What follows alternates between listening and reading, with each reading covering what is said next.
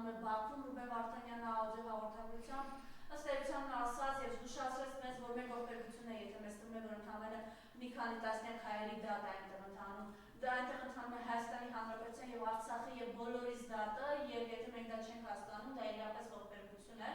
Հայաստանի իշխանությունները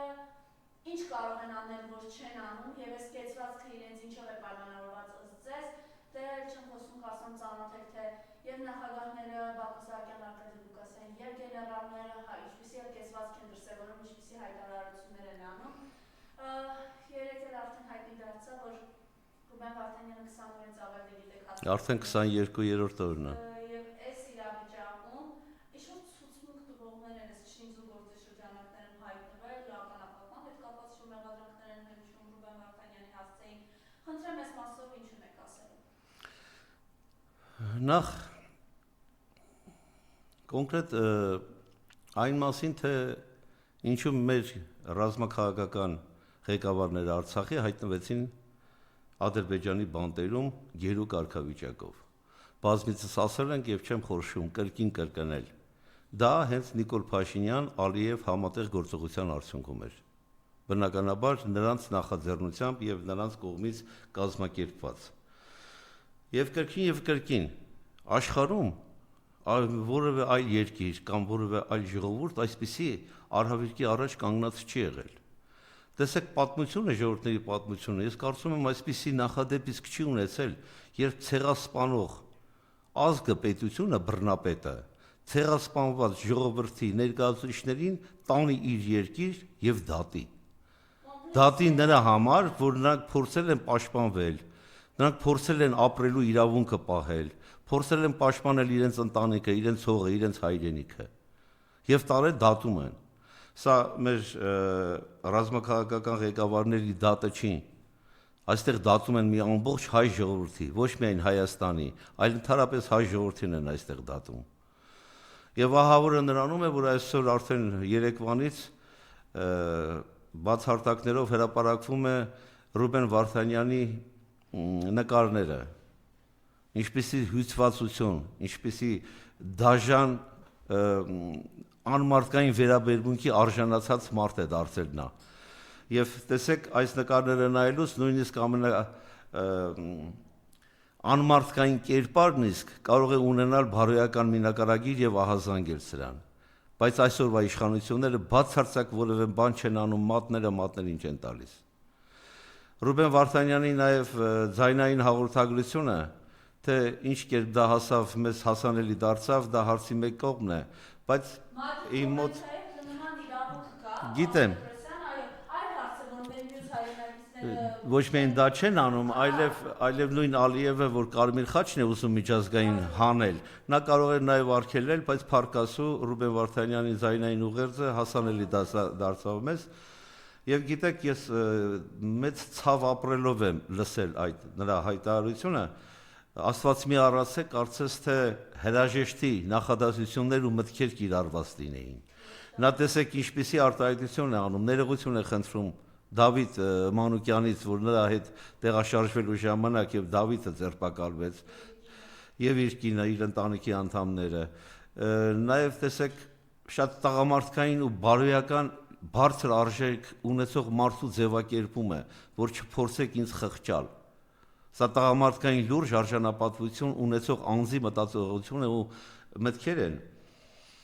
Եվ շատ կարևոր Չէ, գիտեք, իր միտքը, որ հանկարծ չփորձեք իրեն խղճալ, դա յուրաքանչյուր տղամարդու համար ամենամեծ վիրավորանքը իրեն խղճալն է։ Եվ Ռուբեն Վարդանյանը, որպես այդպիսին տղամարդկային եւ ազգային լուրջ կերպար է։ Եվ բացի այդ շատ ճիշտ մատնանշում է, որ այստեղ ոչ թե դատում են Ռուբեն Վարդանյանին եւ իր հետ գտնվող մյուսներին, այստեղ դատում են մի ամբողջ հայ ազգին։ Սա հայ ազգի ողբերգությունն է։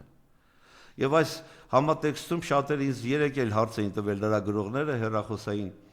զանգի միջոցով, թե ինչ է անում այսօրվա իշխանությունը։ Բոլորս լավ հայտնի է, հիշեք, մամուլի ասուլիսներից մեկի ժամանակ հարց տվեց լրագրողը, թե ինչ է անում, եւ այս ազգակործան պատվասը ասում է, թե 20 րոպե առաջ եւս նրանց հետ կապված որևէ գործողություն է արել։ Սրանք ոչինչ չեն անելու։ Այս իշխանությունը դուք տեսեք որևէ ամբիոնից, որևէ հոդաբաշ մտքեր չեն ասում մեր գերիներին հետ բերելու համար։ Ադրբեջանը, տեսեք Ռուբեն Վարդանյանի վերաբերյալ քրեական գործը մասնատել է մյուսներից։ Ադրբեջանի կողմից քրեական օրենսգրքի 20 եւ 25 ավել հոդվածներով մեղադրանք է առաջադրվել։ Եվ Աստված մի առասցե, եթե դատավճիռ կայացվի, բոլորի վերաբերյալ ցմահ ազատազրկում է լինելու։ Կեղծ վկաներ են ներգրավել դատավարությանը, իբրև թե ականապատման դաշտերի հետ կապված, իբրև թե ռազմական գործողություններին ահաբեկիչներ ներգրավելու, վարձկաններ բերելու Արցախ եւ այլն։ Եվ այդ ստահակները, որոնք պարզ է Ալիևի ստեղծած կեղծ սուբյեկտները, պահանջում են առավելագույնը խիստ պատժել։ Եվ եթե նրանց վերաբերյալ քրեական օրենսդրությունը կիրառեն ամբողջային ծանրությամբ ինչ-որ նախատեսել են, նրանց նկատմամբ ցմահ ազատազրկում է լինելու։ Դուք տեսեք այսօր Հայաստանում ադրբեջանցի որևէ գերի չկա։ Նույնիսկ այն անձին, որին դատապարտել էին ցմահ ազատազրկման, որը մուտք էր գործել կապան եւ պահնորդի էր սպանել, հանցագործություն, կոնկրետ սպանություն կատարող անձին վերադարձրեցին Ադրբեջանին։ Այո, եւ Արեն Սիմոնյանին հարց են ուղղում լրագրողները, արդյոք ձեր խաղաղության պայմանագրում կետ կա գերիների վերադարձի հետ կապված, ասում որ նստենք դուզը խոսենք։ Մենք էլ պիտի մի բան առաջարկենք, որ իրենց վերադարձնենք։ Դե ամբողջությամբ վերադարձրել են նրանց, էլ ինչ վերադարձնեն։ Ալեն Սիմոնյան արարածի անունը տալ ձեր եթերում արդեն ինձ թվում է ավելորդ է, որովհետև սրանք բացահայտ անհայրենիք անսուրբ ժողովուրդ են։ Սրանց մասին այլ կարծիքներ հայտնել չկա։ Եվ այս տեսանկյունից թե ժամանակին կռվեիք, փախնեիք Արցախից, եւ որ գերիները թշնամիներ են, դավաճաններ են, սա նույն Ալեն Սիմոնյանի հայտարարություններն են։ Ալեն Սիմոնյանը այսօր Նիկոլից ավելի վատթար Նիկոլ է դարել։ Եվ հանրության ատելությունը համահավասար տարածվում է եւ Նիկոլի, եւ Ալեն Սիմոնյանի, եւ մյուսների վերաբերյալ։ Ժողովրդի ատելությունը այնքան խորն է, որ արդեն բացահայտ հայում են բոլորին։ Երբևէ Հայաստանում չի եղել այնպիսի մի իշխանություն, որին այսքան ատեն, այսքան արհամարեն, այսքան թշնամի համարեն։ Եվ այս տահակը այս պայմաններում փորձում է մամուլի ասուլիս կազմակերպել թուրքական լրագրողների հետ։ Մենք դրան անպայման կգանք, բայց եթե կարելի է պարբերել։ Լավ, այս իրենց կեցվածքը էլի Անդրանիկ Քոչարյանը եւ ասում այս մարդիկ պիտի գերի չընկնեն, դա Հայաստանի համար վտանգավոր։ Այս մարդիկ Բաքվի բանդում լինելով, խոշտանգվելով կանազատության մեջ, Հայաստանի եւ Արցախի շահն են պաշտպանում, բարձր պահում։ Բայց ինքը ահա այսպեսի հայտարարություն է։ Դե այդպեսի հայտարարություն Միքայելյանն ասում է մերգերները մինչեւ հավատացել ուսներին, մինչեւ վերջ գնացի։ Գիտեք, այս մարդկանց մարդկային բնութագիրը արդեն հանրությանը պարզ է։ Եթե Անդրանիկ Քոչարյանը հայտարարում է, որ ցեղասպանությունը, որ 15 թվականին կատարվել է, պետք է անուն թվարկել։ Եթե ցեղասպանությունն են ուրանում, սրանց հետ կապված որևէ հույս ունենալ հնարավոր չէ։ Նույն Սասուն Միքայելյանը, նույն Անդրանիկ Քոչարյանը, նույն Գուրգեն Մելքոնյան կա, իբրև թե ՊՆ-ի նախկին գեներալ։ Եվ սրանցից շատ-շատերը, Վահագն Ալեքսանյան եւ մյուսները։ Սրանք բոլորը հայ ազգի թշնամիներն են, եւ նրանք հոգով բավարարված են, նրանք վայելում են այդ Ադրբեջանում իրականացվող դատավարությունը, որովհետեւ սրանց մեջ մեծ վախ կար, լուրջ վախ կար, իշխանությունը կորցնել այն դեպքում, երբ Արցախի ռազմաքաղաքական ղեկավարությունը կարող էին գալ Հայաստան։ Տեսեք Նիկոլ Փաշինյանի այն ստոր մոտեցումը, որ արդեն ձևակերպվում է երկու ձևով, որ գերիների նկատմամբ կիրառվում են թմրեցնող ինչ-որ հոգեմետ նյութեր, ցուցմունքներ կորզելու համար։ Եթե այդպիսի մտքեր արտահայտում է, սա արդեն իր մեջ վախ ունի, որ Ալիևը նոր տեղեկություններ ունենալով հանդերձ նոր հրապարակումներ կանի։ Չնայած հանրությունը տեսնում է, որ սա ինչ ուզում անում է եւ վախենալու նոր հանգամանքներ չունի։ Տեսեք նույնիսկ ինչպեսի լկտիաբար ստում է հանրությանը, թե իրենք բացահայտ որևէ պաշտպանություն չէին իրականացնում մեր գերիների նկատմամբ, որպեսզի նրանց վնաս չպատճառվի։ Բայց հիմա ակնառու է, որ նրանց ամեն օր են խոշտանգում։ Ամեն օր հոգեկան, ֆիզիկական տառապանքի են ենթարկում, էլ ինչ պետք է լինի, որ ձայն անեն։ Լավ, հիմա արդեն դուք տեսնում եք, որ նրանք խոշտանգված են, հիմա ինչ ձայն են անում, ինչ գործողության են գնում, որևէ միջոց չեն ձեռնարկելու։ Ես հանրությանը կոչ եմ անում այս մասին երբևէ հույս չունենալ։ Սրանք չեն գնալու որևէ քայլի գերիներին ազատության շնորհելու առումով։ Միջազգային որևէ կառույցի երբևէ հայտարարություն, որևէ միջնորդություն, որևէ նամակ գրվել է։ Մի անգամ Արադ Միրզոյանը ինչ-որ մի փոքր արտահայտություն արեց, կարծեմ Եվրոպայում։ Հետևաբար սրանցից սպասել, որ մեր գերիներին ետ կբերեն, հնարավոր չէ։ Ոչ միայն մեր գերիներին, դուք տեսեք մեր գերիներին դատում են Ադրբեջանի բանտում, այստեղ բազմաթիվ հայրենասերների դատում են Հայաստանում։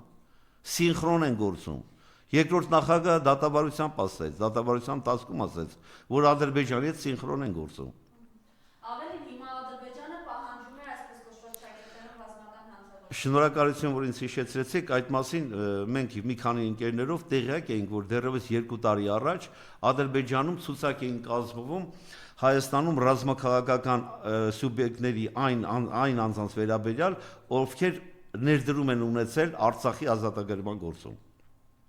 Ժամանակին այդ թիվը եղել էր գրեթե 100 մարդուց կազմված ցուցակ։ Հիմա արդեն Ադրբեջանի խոսնակը հայտարարում է, որ պետք է այդ անձանց վերադարձնել Բաքու եւ Բաքվում դատել։ Այսօր այդ ցուցակը անցնում է 300-ից 350-ի։ Կոնկրետ անվանական ցուցակ, ես համոզված եմ, որ Ալիևը փոխանցել է Նիկոլ Փաշինյանին։ Հավատացած եղեք, եթե Նիկոլ Փաշինյանը ասված մի առասցե վերարտադրվի, մեր այդ գործընկերներին առևանգելու միջոցով կառևանգեն կտանեն Բաքվին կանցնեն կամ Թուրքիա կանցնեն։ Դուք տեսեք Թուրքիայի անվտանգության ծառայությունը, որ Թուրքիայից որևէ իրավական, քաղաքական, որևէ պայմանագրի դիվանագիտական որևէ հարաբերություն չունենք, թուրքական հատուկ ծառայության ներկայացուցիչները գալիս են Երևան, Երևանում 2 քրդերի տեղափոխում Ադրբեջան, ներողություն, Թուրքիա։ Եվ այո, այնքան ակնհայտ չէ, տեսեք ինչու՞մն է սա խնդիրը։ Սա նշանակում է, որ իրավական որևէ հիմք չկա այլ երկրի ռազմական ուժերի կամ հատուկ ծառայությունների որևէ ներկայացուցիչ զենքով մտնի քո տարածք։ Նման պայմանագրեր պետք է լինեն իրավական քաղաքական կոնկրետ փաստաթղթավորված։ Այս դեպքում մենք Թուրքիայից ոչինչ չունենք, բայց Թուրքիայի հատուկ ծառայությունները զինված գալիս են Հայաստան, Երևանից 2 անձի մեր իշխանությունների, ոչ բարով իշխանությունների նախաձեռնությամբ հանձնում են հատուկ ծառայություններին եւ նրանք տեղափոխում են Թուրքիա։ Ասված մի առասցե, ես երբեմն իմ ընկերներին կասկած եմ հայտնում, որ պետք է զգույշ լինեն։ Սրանք կարող են առևանգել մեր ընկերներին եւ տանել Բաքու։